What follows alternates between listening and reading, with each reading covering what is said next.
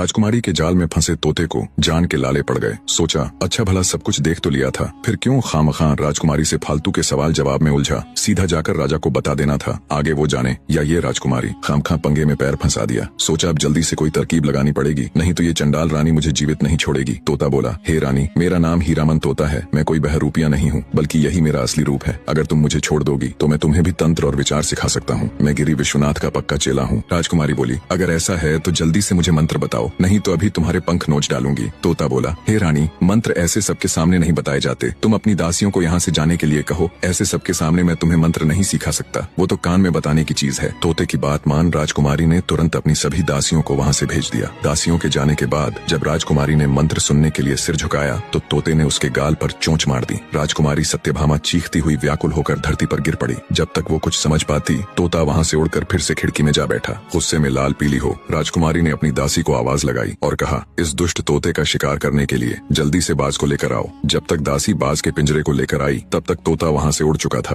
कई दिनों की उड़ान के बाद वह राजा वीरसेन के पास आ पहुँचा और कहने लगा, हे महाराज, स्त्री रंग, रूप, यौवन में देखने योग्य है। राजकुमार की बात बिल्कुल सत्य है कि कोई उसे एक बार देख ले तो वो उसके मोह को कदापि नहीं छोड़ सकता, परंतु महाराज उसका स्वभाव खोटा निकला। पहले उसने मुझे पुचकार कर अपने पास बुलाकर पकड़ लिया और फिर मुझे मारने को आतुर हुई। बस गुरु गोरखनाथ की कृपा से बड़ी मुश्किल से किसी तरह प्राण बचाकर भागा हूँ। तोते की सारी बात सुन राजा वीरसेन उसको शाबाशी देता हुआ कहता है, हीरामन, तुमने बहुत अच्छा किया, अब तुम चिंता मत करो, मैं खुद उस राजकुमारी से निपट लूंगा। अगले दिन राजा ने हथियार बांधे, तोते को हाथ में लिया और घोड़े पर सवार होकर राजकुमारी सत्यभामा के नगर की तरफ चल पड़ा। कुछ ही दिन की यात्रा के बाद राजा वीरसेन मेदिनीपुर शहर पहुंच गया। वहां पहुंचकर उसने पहरेदारों से राजकुमारी को खबर करने के लिए कहा। जब दासियों ने राजकुमारी को राजा वीरसेन के आने का समाचार दिया तब सत्यभामा ने कहा, क्या वो मेरी सब शर्तों से भली भांति परिचित है? अगर है तो उन्हें आदर पूर्वक अतिथि घर में ठहरा दो। सेवादारों ने राजकुमारी के कहे अनुसार राजा को जलपान कराकर ठहरा दिया। रात हुई तो रानी सज स्वर कर बैठ गई और सिपाहियों को आदेश दे राजा वीरसेन को अपने सम्मुख बुलवा लिया। राजा वीरसेन राजकुमारी सत्यभामा के सामने बैठ गया। राजकुमारी ने सवाल पूछने शुरू किए। बने रहे।